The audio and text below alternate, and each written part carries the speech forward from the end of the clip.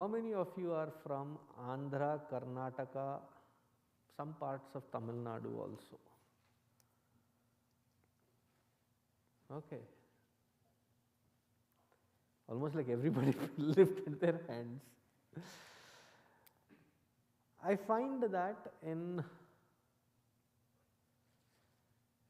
these parts, they celebrate Hanuman Jayanti 41 days later.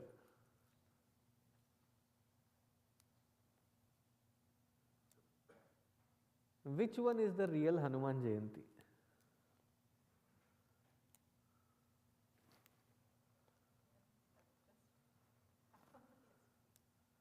पता नहीं ऐसे मतलब yes amma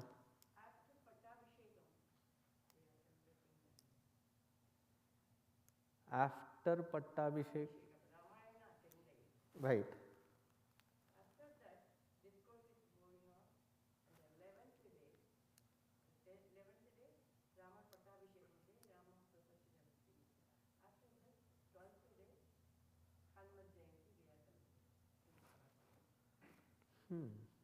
that's now a third variation that I have come to realize.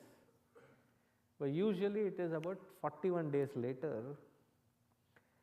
When you read Ramayana, when you read several Ramayanas, in and through all the Ramayanas, there is only one reference that Chaitra Shukla Paurnami, which happened yesterday, is Hanuman Jayanti.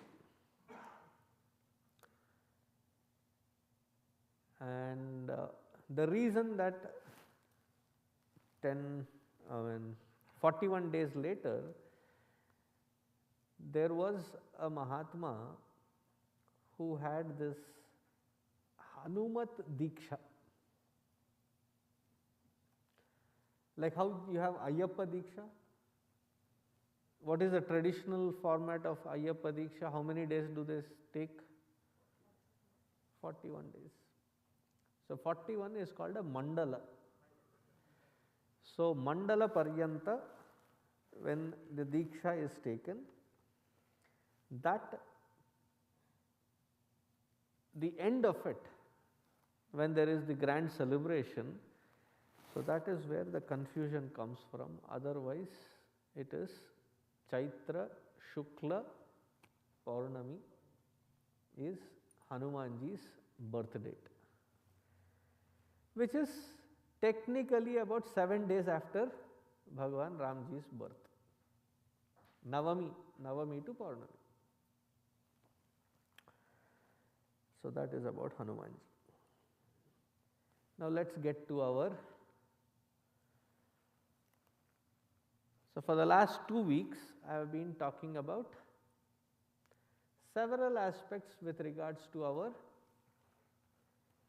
history, civilization, our connection to it or disconnect to it.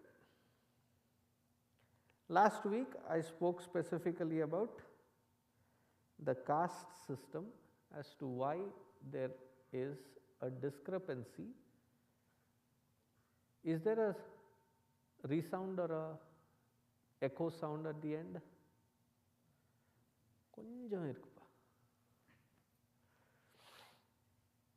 Does anybody have questions with regards to what we learnt in the last week or the week before?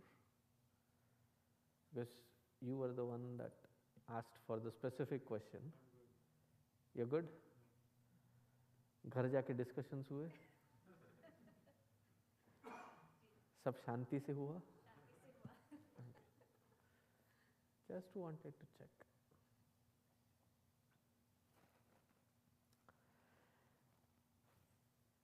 If you are interested, did I give you a reference of some books to study? Yeah, but I don't remember. मैं गुस्सा कर रहा हूँ, mask छुपा रहा है सब कुछ.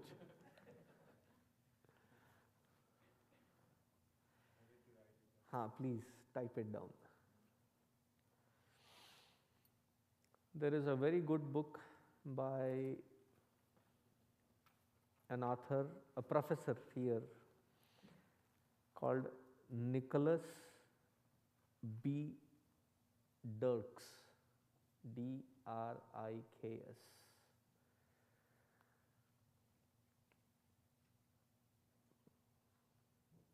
The book's name is Castes of the Mind.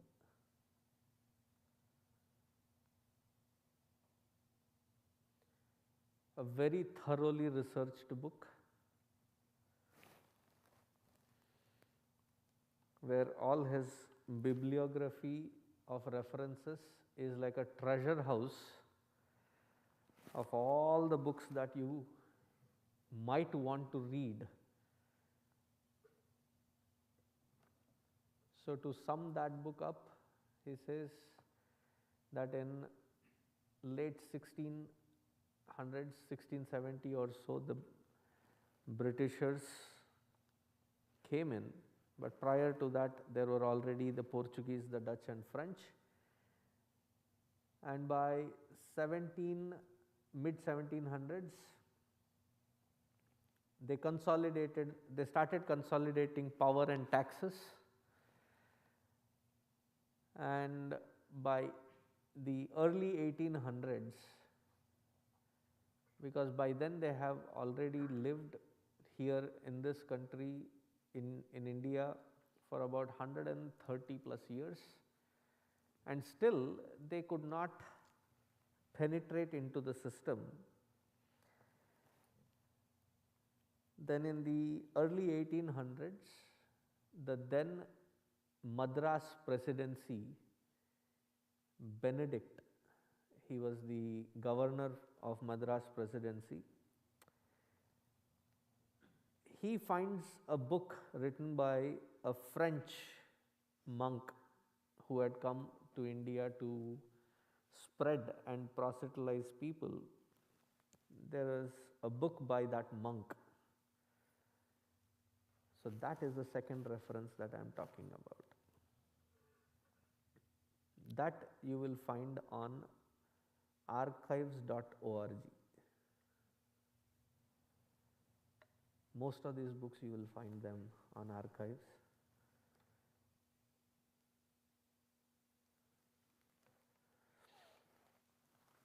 And this particular book was translated later into English almost about 30 years or 40 years later,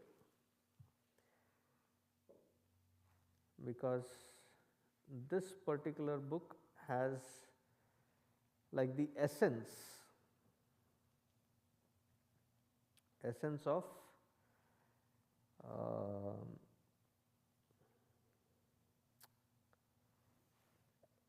his research into understanding what is the caste system, and because he comes from the French and he had worked in Portugal, so he had seen the worst forms of the caste systems within the European reference. So from there he comes, and right in the very introduction he says that I do not find the kind of animosity that we find in the reference of our own caste system in Europe. I don't find that animosity here in this country. In fact, that which appears to be the lowest of the caste system, it is from their perspective, okay? Lowest from their perspective, are the ones that are actually wealthy. He is talking about the Shudra, and his observations are pretty right, that most of the vocational skill sets, essential skill sets of the society, that were with the Shudra community. And being the essential services, most of the finances were running through them, and they were pretty well established, very wealthy. So, one reference that I would bring about from Shastra. How many of you remember the story of Harishchandra? Raja Satya Harishchandra. That is how the movie was titled.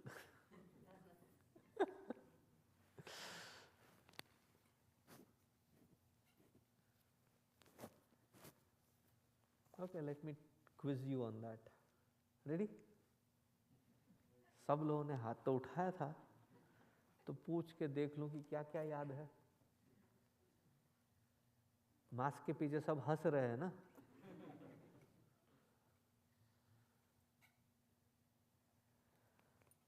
So Satya Harishchandra belongs to which lineage?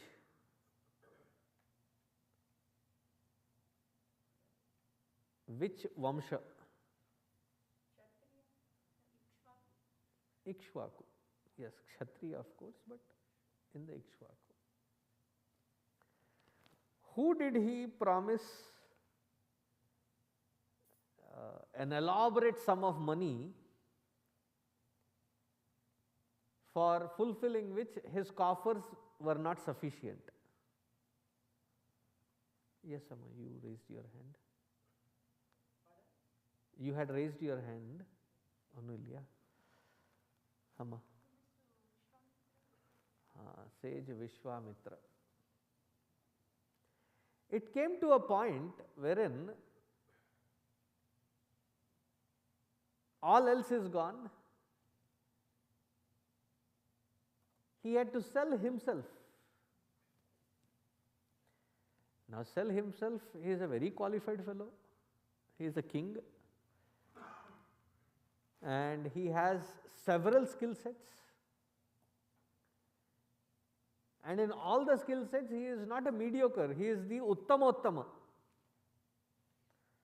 It's like, when somebody from the Ivy, क्या बोलते हैं उसको? The 5 Ivy League colleges, when they graduate, most of them want to grab those, right? So he is one such, like, the Uttama in all kinds of skill sets. So when he comes to the market to sell himself, जब उसकी बोली लगती है, everybody backs off. Why? बहुत costly है. He is very costly. But there is somebody that steps up and pays for that costly amount and takes him as a servant. Do you remember who buys him? That is the twist of the entire story. Harishchandra sells himself, and the highest bidder, Chandala. Chandala, what is their job? Live body को कोई चलाता नहीं है. Dead body burning, no, dead body को ही burn करते. Live body को burn, that is called a sin. Burning the pyre was the job. Where? In Kashi. And that family, that lineage is still the family that runs burning of the pyre, both in Harishchandra Ghat and in the, what is the other one? It is on the tip of my tongue, it will come. No. Manikarnika Ghat, thank you. I in my head also like M, and yeah, Manikarnika Ghat. So Manikarnika and Harishchandra Ghat, where the pyres are lit, those families are still there.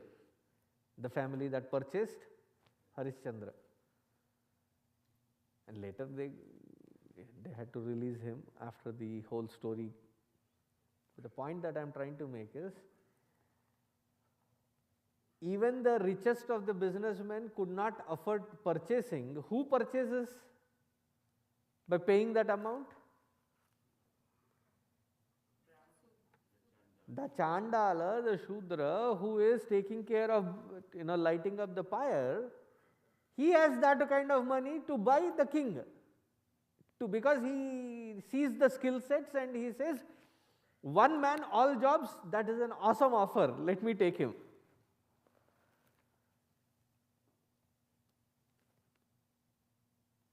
So, if that was the kind of society where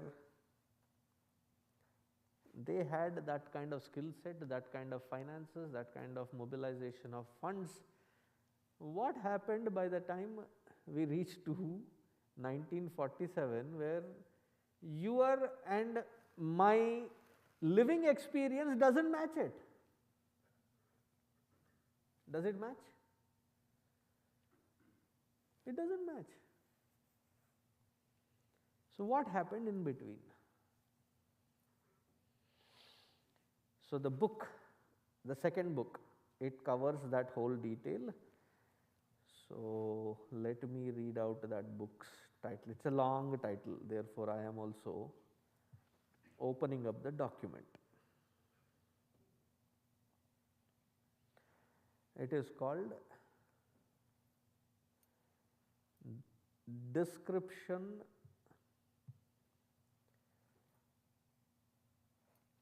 I am allowing it to open up.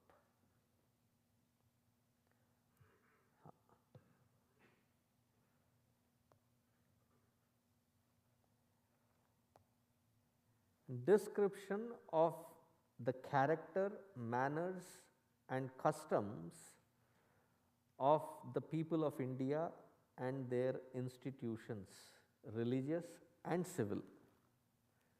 That is the title of the book. That is the title of the book. Description of the character, manners and customs of the people of India and of their institutions, religious and civil. And it is written by Dubois Ab or Abe, D-U-B-O-I-S, Dubois. Well, if Swami Sarveshananda is mispronounced by everybody, I have every right to mispronounce his name also. Dubois Abe, A-B-B-E.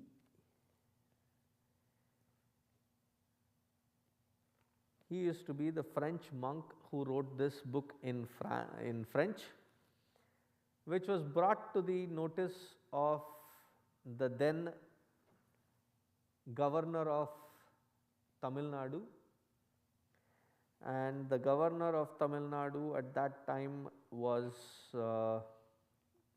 Lord William Henry Bentinck, Lord Bentinck. So he was the one that took this book to London, got it translated, and after about 17 or 19 years later, the book finally got published. And it is this book and his observations and research which puts across, though he very clearly says that if you manipulate this caste system, which is so robust, and according to the very idea of this Dubois,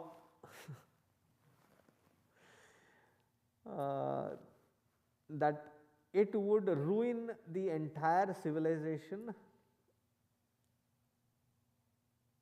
the fabric of people will be disturbed, and that it should not be disturbed, that it is something that can be adopted and taken back to Europe, is what his suggestion is after his whole work is done. But then the British take this up and start instituting a social engineering program where there is the environment that is created, that which is their natural professions. Those professions will have a market only if something cheaper than what they are producing is not available. So they would bring it from their industrialized societies and to create a complete havoc in these skill set vocational jobs. To give you another set of example before I give that, in this country, most of us that have come and settled here, all of you, what kind of job descriptions do you all come under?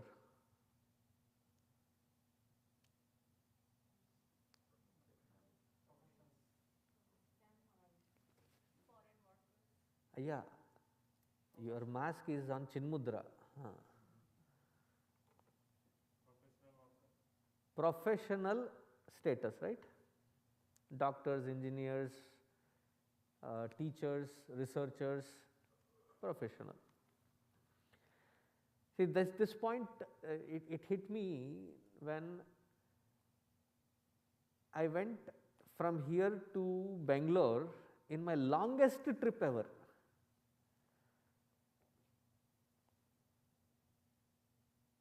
Most of us travel under 24 hours, right? 20 hours to 22 hours, we are there in India. My longest trip was 56 hours. Huh?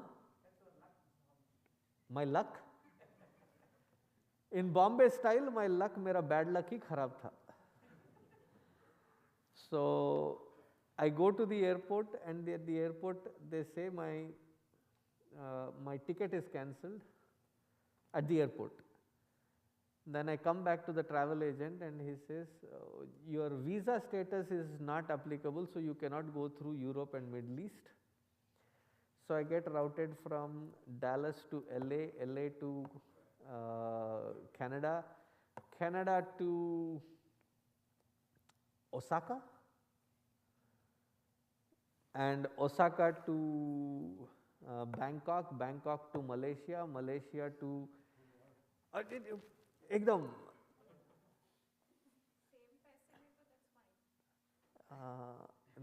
Not fine. Though I ended up with that logic saying that I paid the same amount but I saw the entire world. Around the world in 56 hours. So when I was in Canada, I observed something. When I was in Malaysia, I observed something. When I was in these countries, as you step in, you would see that the Indian folk are doing menial jobs as well. A stark difference with respect to living here that I don't see it.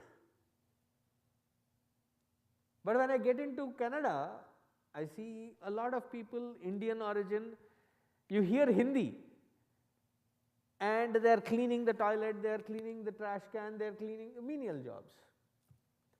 Go to Malaysia, they are speaking Tamil, they are doing menial jobs.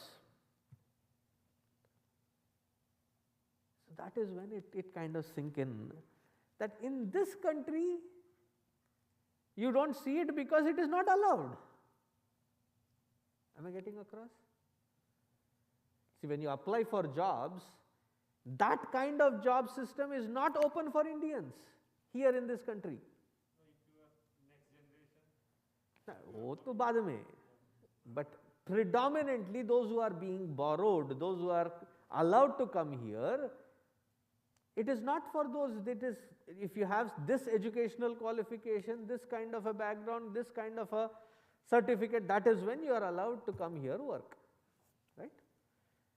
Now imagine such laws applicable within India on the Indians by the British. That education itself is open for a certain classification of people.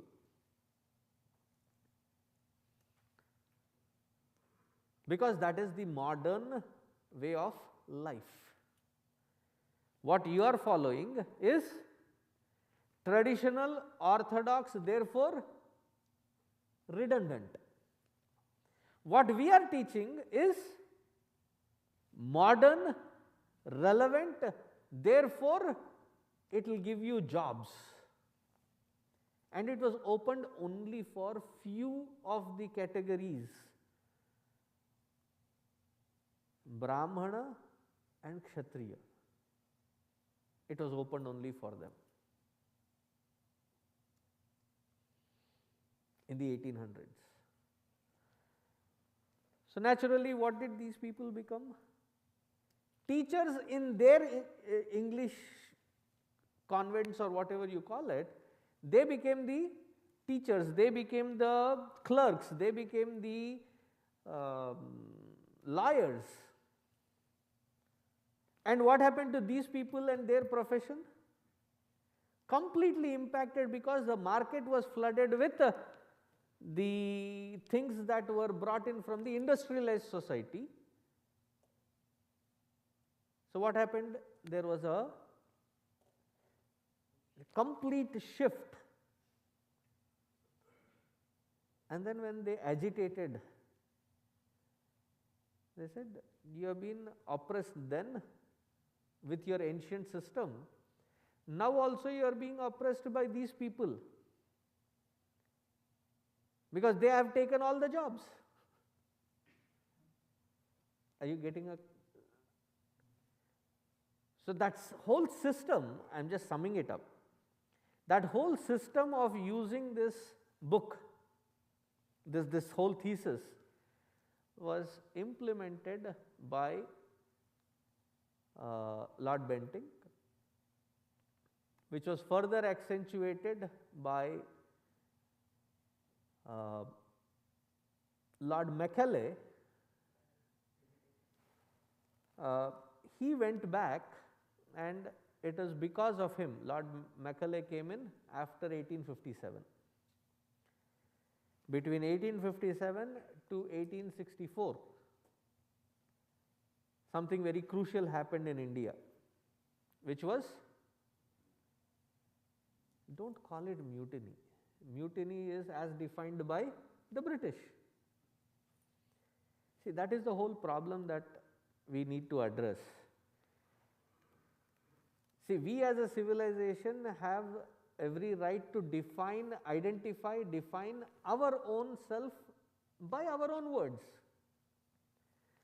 But what has happened is that whole narrative is like a predestined, a pre-created module by the British, and for the observation of the language that we now communicate in, we take the very module of their view about us and we still continue to use it. Mutiny is when you stand up against your own, it's called insubordination. And this was no insubordination, it was a revolt.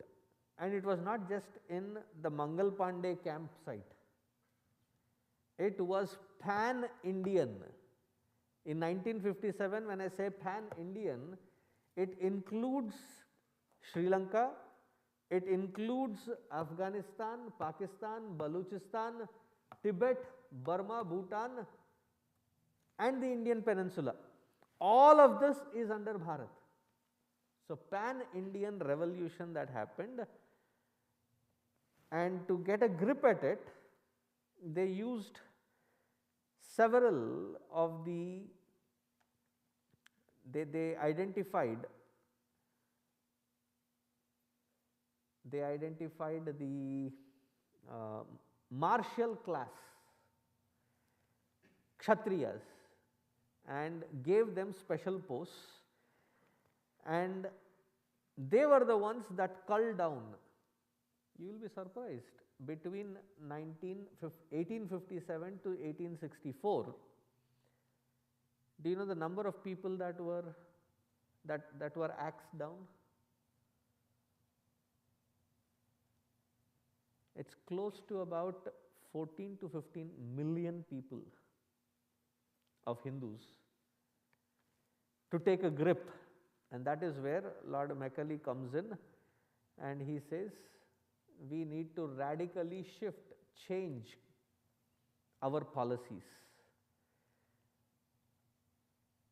We need to make sure that these gurukulas have to be abolished. We have to make sure that no Indian can carry a weapon unless they have been officially authorized by us to work for us. But otherwise, up until that point, in India, there were several walks of people that would carry weapon on them. A sword, a knife, a blade. Even some people carried gun. The Rajputs and others, they carried guns with them. So that was banned. And along with that, there was these Vyayama-shalas. Hanuman Jayanti yesterday, so most of them were called Hanuman Vyayam Shala, because our superhero is unlike the Batman, Superman, which don't exist. It was created characters, right? Hanuman is the Superman, Hanuman is the Batman for us, Hanuman is the superhero. So Hanuman Vyayam Shalas, akhadas they are called. These akhadas were the places where it is not just to go there to build some muscle,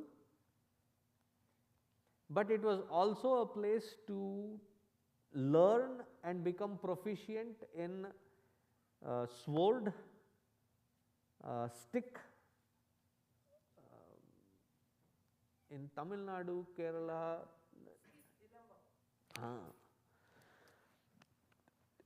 Karnataka, Andhra, Odisha also. Up until Bihar, you will find the stick shift being used for a format of martial arts. It was also a place where they would practice wrestling, Malla Yuddha. Anybody from Hyderabad? I must have mentioned this. I don't know if I have mentioned it in this session. Yes, Amma. I am talking about Hyderabad right now. So you are from Hyderabad? No, the one behind you. You are not from Hyderabad also? No, no. She raised a hand, therefore I am confirming. Hyderabad. Okay. There is a place where AV college is. I think it is called AV college. Called Domalguda. Have you heard of that place? Most of them understand that Domalguda means something to do with mosquito, because Domalu in Telugu translated means mosquito. Guda means a place, so a place filled with mosquitoes. Most of them understand that way.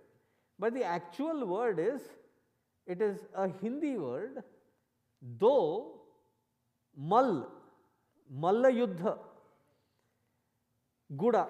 This area was given to those people that were proficient in Malla Yuddha to run their akhadas. So akhada system was quite prevalent, and that is what used to create these warrior type mindsets all across Bharatvarsha. There is that Indian wooden mace. You have seen लौकी, लौकी को क्या बोलते हैं? Bottle gourd, or did I say it right? It's not a pumpkin. दूधी, दूधी या लौकी बोलते हैं. किसका? ना ना ना ना ना, And that is different. Ash gourd is different. ये मैं लौकी की बात कर रहा हूँ, या दूधी बोलते हैं उसको. So the wooden mace is in that shape. It has a handle to it, so they do exercise, right? So that is what I was trying to indicate. So the people in the past were quite prepared, ready, agile. They were not like pacifists sitting in front of the computer and TV screen on a couch and flipping the what you call remote. They were quite agile people as a generation. That is why there was constant resistance to both the Mughal as well as the British. Even those concepts are covered in that particular book by Dubois Abe. That this country, the Christian forces will fail to convert. It will only create an unrest, but you will not be able to convert because the fabric is integrated through the caste system, and caste system is their protection. Today, talk to a Hindu, what do we say? We are apologetic about the caste system, which is actually Varna system. Caste system is European, Portuguese, Spanish, but ours is a Varna system, and he says this Varna system is actually the one that keeps this fabric of Hindu integrated. It is well designed, that there is absolutely no animosity between any group, and nobody is trying to jump from one group to the other. They understand where their particular needs are, and they are happy in that the father teaches their children that particular skill set which is required by them, and that is how the entire society benefits. Anyway, read those two books, Caste of the Mind and the lengthy title that I said, description. It's not a description, it's actually a title of the book.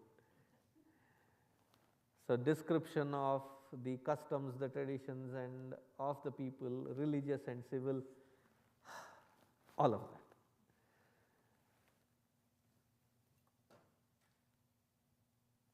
And the reason I mentioned this second book is it gives us a clarity to look into the mindset of those who designed. Based on this book is where Macaulay comes into picture, Max Muller comes into picture, and all the law that gets implemented on Indian land, sadly even today. The Indian Penal Code, Indian judicial system, Indian what language is used by the judicial system was designed to oppress the Hindu in India, and we are supposed to have gotten freedom, right? How many years ago? 74 years ago, but still the Indian Penal Code is something that was designed after the first revolt against them in 1857, and we are still stuck to that book. And what would that book mean? That book's purpose was to subjugate Indians and obey to thee, listen to thee, masters who are the white Christian European. And that is what is still applicable in India. Therefore, we see those binaries, contrasts. So, we have to remove those lenses to see it properly. Yes. One question. So, but you are describing the caste system was professional system and it was working well. But I understand it's a caste system.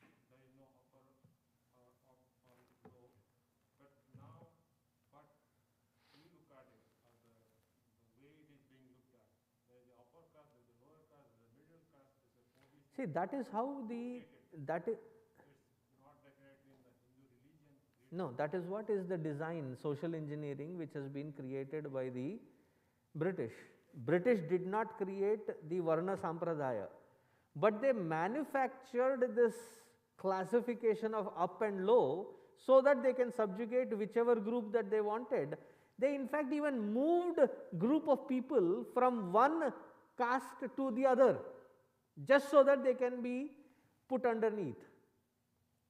Those group of people that were creating a havoc for British, they would be suddenly shifted in census into something which they deemed as lowly and put them in there to subjugate them. And that is how they did the social engineering. Brahmana was never the upper, the power, because to be a Brahmana meant that you lived a life of poverty. No, that is sannyasi, amma. That is a description of a sannyasi. Tarutala vasaha karatala bhiksha is the description of a sannyasi. Brahmana takes a vow of poverty, wherein the Gurukula that he is running, the Sishyas, whatever they bring in as alms, is all that which he can ask for. Occasionally, the king or the village head might drop by to give some extra. But beyond that, there is no asset. The only asset that that fellow had was jnana, knowledge. The king was not somebody who was ruling the system, but he was serving the cause of the society, where even the citizens could question the king.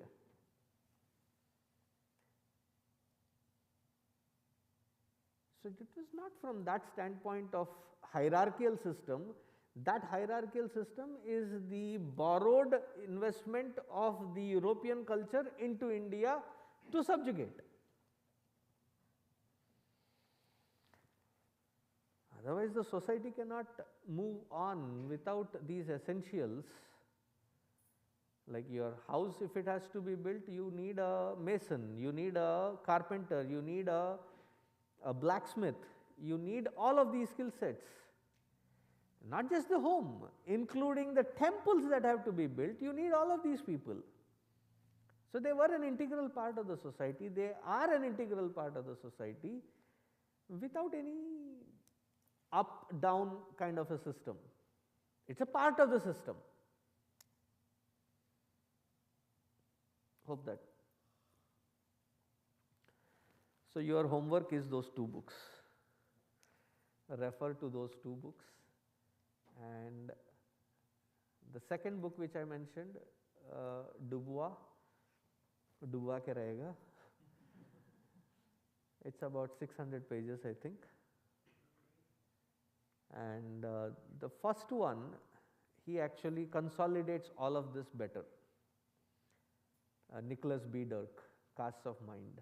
So if you read that and reference to this book on the side, you will get a comprehensive picture. Now the reason I picked on his word of mutiny is because we have trained ourselves to look through the lenses of how the British wanted us to behave. We are behaving exactly the same. As the servant who behaves very, very disciplined, though the master has left gone 74 years ago, we still behave the same. Because that is how the education system, that is how the entire social structure has been engineered. That what we produce intellectually is just a clerk mindset. That is how the Indian education system is designed, most of it. So, the lenses with which we are perceiving things, even understanding our own religion has been given that kind of a lens. Like for example, Varna is translated into caste. Jivatma or Prakriti, nature. Jivatma is translated as soul. I don't know if it was in this session, but I tried explaining. Tell me if I have already spoken about it. In this session, have I spoken about those words and that meaning of the Abrahamic baggage? Only 2 of you are shaking your head, the rest of you are not. So I have spoken about it.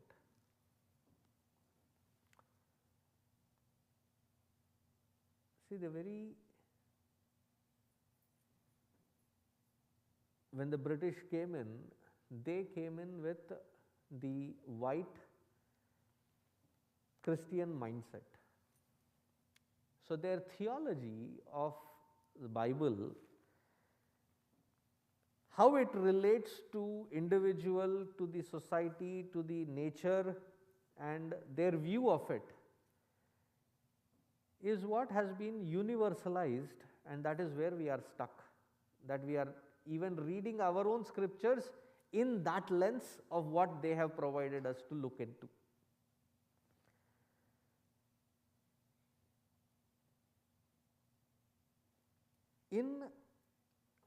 I'll take a couple of examples.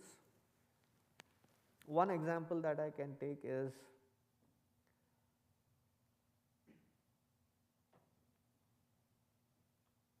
was there ever a need for women in India to have a women liberation front?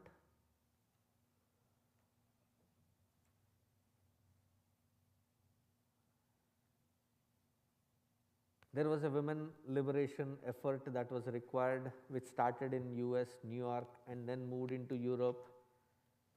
Are you aware of that? Yes, no?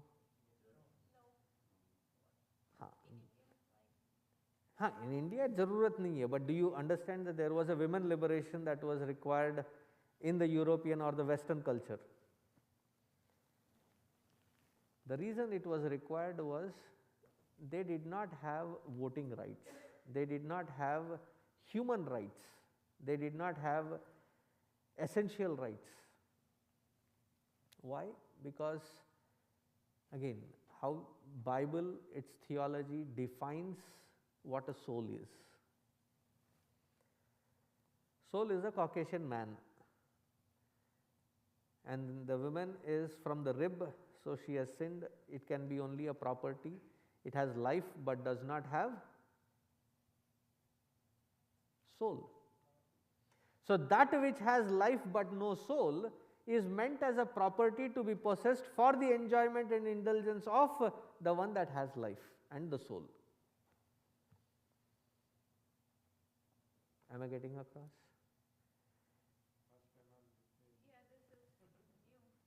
Why do you think they thought it was easy for them to enslave? Slave trade. Why do you think that it is necessary, or it became a necessary for them? Because anything other than white has life but no soul.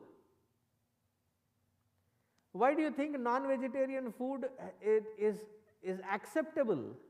When you talk about having compassion for them, compassion in a compassionate environment where it is grown so that you can kill it and eat it. Why? It has life but no soul. Whether it is dogs or whether it is the chicken or the whatever else. So why did they enslave?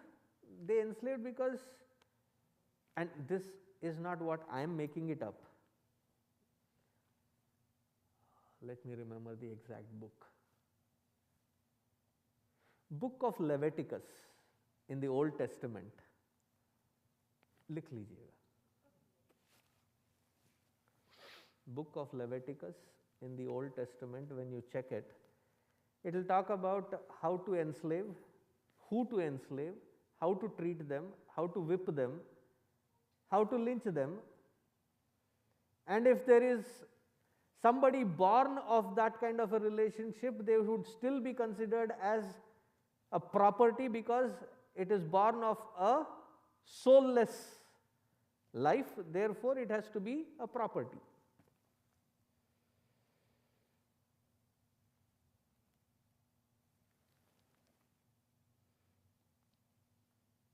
And why cannot be that many souls? Because soul is a very limited quantity that God has designed. So you will hear kids ask these kinds of questions. I mean, that is where I come to realize when the kids ask, how many number of total souls are there in this creation? This question was never asked to me back in India. I'm like, why are they asking me this question here? What is the input that has gone in? That is when I had to read through the Bible, and then I said, okay, this is a limited number of quantity, and it is only these kind of people who will have soul. The rest of them will have only life but no soul.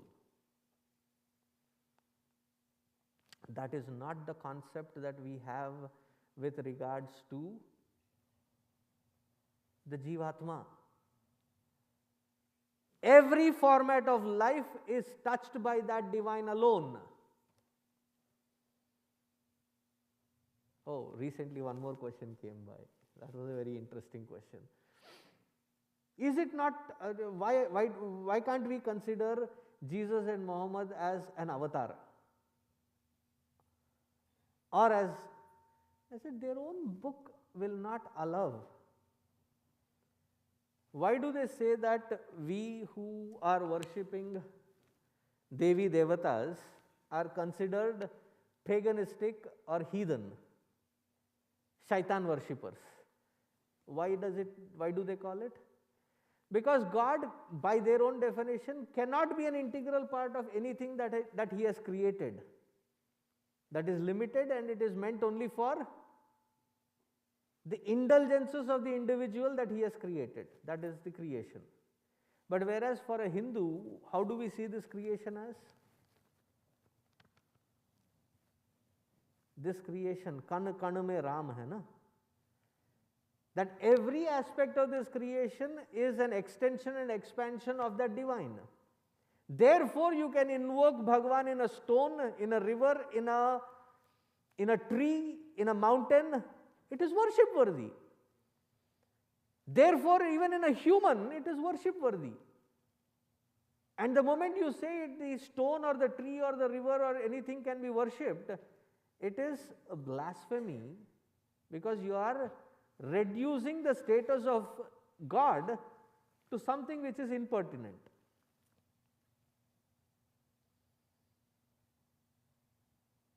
So if their own system says that God cannot come down as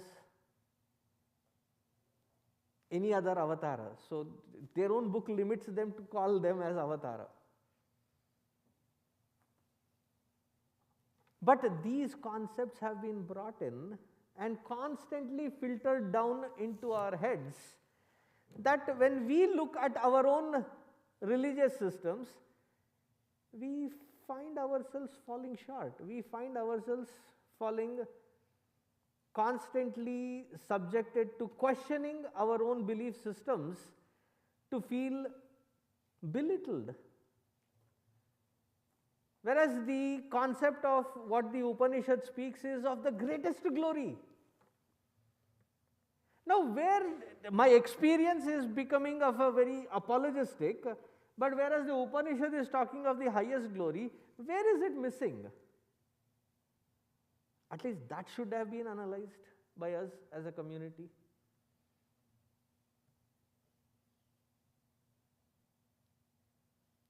Now, if we have to get out of this engineered mindset as a society, as a community, all the steps of what they have taken to engineer we have to understand where they have done it, and each one of them to be rewinded. Rewinded is to understand how they have sophisticatedly put those bolts and nuts in place. To understand it is to reverse it. So therefore, when we study scriptures, when we study Shankara Bhashya, when we study our ways of life, understand to always go back to the baseline. Tasmat Shastram Pramanante. What does the Shastra say? Go to the original source. But the sad part is, most of the Hindu, when somebody asks, why did Rama do this? Why did Krishna do this? Earlier I used to be very, ekdam toot padta tha, like argue with everyone, butt heads. It's only later that I wised up. Like most of them have not studied Ramayana or Mahabharata, or any scripture for original, for its true source. I said, where did you hear it? ऐसा हमने सुना है. I heard that. From where? Somebody was saying, I just picked it up. They say. Meaning you have not read, you have not studied, you have no clue about it? No. So that is why I keep asking, how many of you have studied the entire Bhagavad Gita, shloka by shloka, entire meaning of it? पढ़ा है सबने? It's not big. It's 700 shlokas only.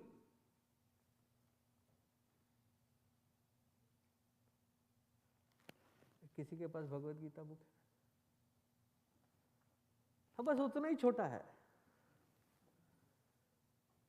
It will take you about, if you spend 2 hours a day, about a month to finish that book. It is not from the concept of even trying to understand everything. At least you will have a picture as to what it is talking about. Have you read Mahabharata in its entirety or completeness? Ha, na. One who says yes amongst the rest of them. या बख्श दो हमें. Ramanand Sagar, B.R. Chopra, तो originality नहीं है वो. How many of you have read Ramayana? तुलसी रामायण की, Valmiki Ramayan? Now try reading Valmiki Ramayana, because that is the original, that is the source. So read always the source, read always the original. When we go back to our own basic baseline system, what it reveals to us, what it communicates to us, what it does as an upliftment is the key to do the unwinding. The farther we are away from it, the farther messier or corrupted vision with which we are looking at it. We will continue several other concepts. Now with the caste system done, I will move to the next topic and discuss on that. We will stop here. Surprise. Om Shanti Shanti Shanti Hari Om Shri.